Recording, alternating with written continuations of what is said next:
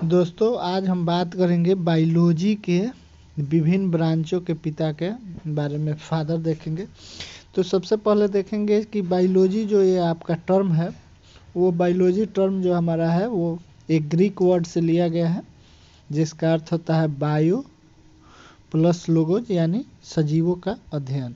ठीक, biology Greek term याद रखेंगे। कभी कभी पूछ देता है कि बायोलॉजी किस भाषा का शब्द है, तो ग्रीक है।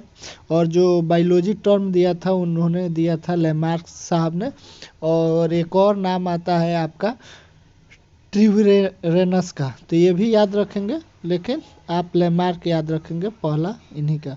बायोलॉजी के जो पिता हैं वो हमारे अरिस्टोटल साहब, यानी अरस्तु जिनको हिंदी में कहते हैं हम। और बायोलॉजी के दो ब्रांच, एक जूलॉजी और एक बॉटनी। तो जो जूलॉजी के पिता हैं वही बायोलॉजी के भी पिता है, यानी अरिस्टोटल साहब। और इनकी एक बुक है हिस्टोरिया एनिमालिया। और जो हमारा बॉटनी है, बॉटनी के पिता जो है वो कोई और नहीं, अरिस्टोटल साहब के ही शिष्य थे, थियोफ्रैक्टस। और इनकी बुक है हिस्टोरिया प्लांटेनियम। तो याद रखेंगे जूलॉजी और बॉटनी दोनों के पिता। और ये बुक इम्पोर्टेंट है, क्योंकि ये अब सवाल अब देखने को नहीं मिलता है पिता कौन है, लेकिन बुक पूछ देता है कि बुक के राइटर कौन है। अगला जो है वो है फादर ऑफ नेमिनक्लेचर, यानी नामकरण। और फादर ऑफ मॉडर्न टैक्सोनॉमी, वर्गीकरण। जीवों को दो भागों में सबसे पहले बांटा था आपके लिनियस ने ही, कार्ल लिनियस ने। इसी इन्होंने एक पादप जगत नाम दिया और दूसरे को आपका जंतु जगत नाम दिया। और वर्गीकरण इन्होंने किया, इसीलिए नामकरण और मॉडर्न टैक्सोनॉमी के पिता कार्ल लिनियस कहे जाते हैं। अगला है मेडिकल साइंस। तो मेडिकल साइंस के पिता हैं हिप्पोक्रेटस।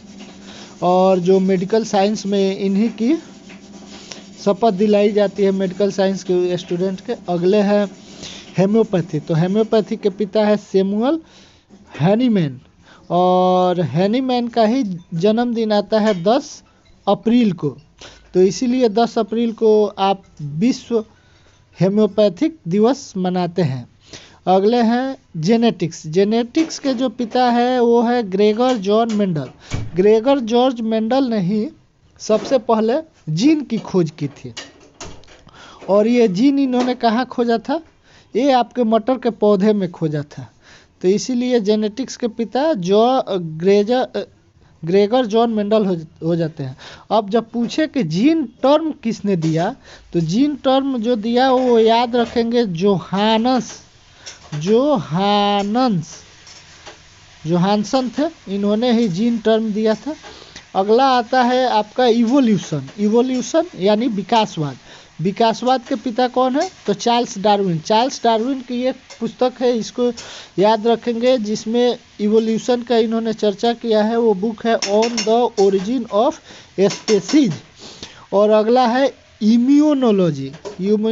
आजकल देखिए कोरोना के आने के बाद इम्यून सिस्टम का काफ़ी ज़्यादा चर्चा है, इसलिए याद रखेंगे एडवर्ड जेनर के बारे में एक और बात याद रखेंगे कि इन्होंने टीकाकरण का भी खोज किया था। जो पहला टीका था इन्होंने ही बनाया था, और वो टीका था चेचक का। तो ये पूछ दे कि पहला टीका कौन सा था, तो आपका चेचक हो जाएगा। चेचक का टीका था। टीकाकरण का खोज का श्रेय एडवर्ड जेनर को ही जाता है। तो इम्यूनोलॉजी और टीकाकरण दोनों के पिता यही है आपके। अगला आता है आपका ब्लड सर्कुलेशन। तो ब्लड सर्कुलेशन के पिता है विलियम हार्वे। और जो आपका ब्लड ग्रुप आता है, ब्लड ग्रुप का कार्ल लैंडस्टीनर याद रखेंगे। कार्ल लैंडस्टीनर ने ब्लड ग्रुप का खोज किया। 3 ब्लड ग्रुप होते हैं,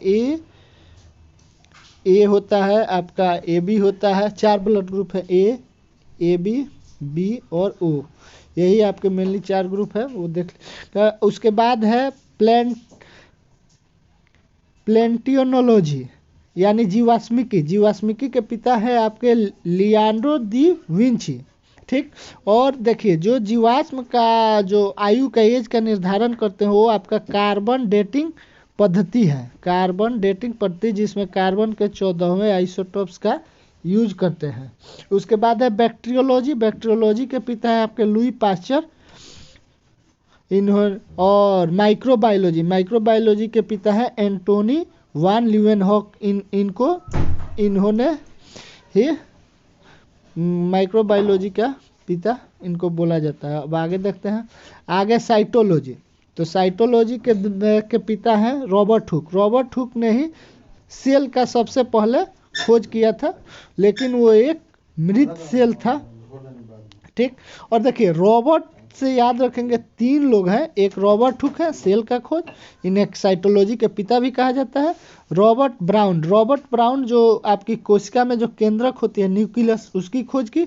और रॉबर्ट कोच के बारे में याद रखेंगे। रॉबर्ट कोच और कोलेरा और आपका जो टीबी है, इसकी खोज रॉबर्ट कोच ने किया था। फिर मिलते हैं अगले वीडियो में। धन्यवाद।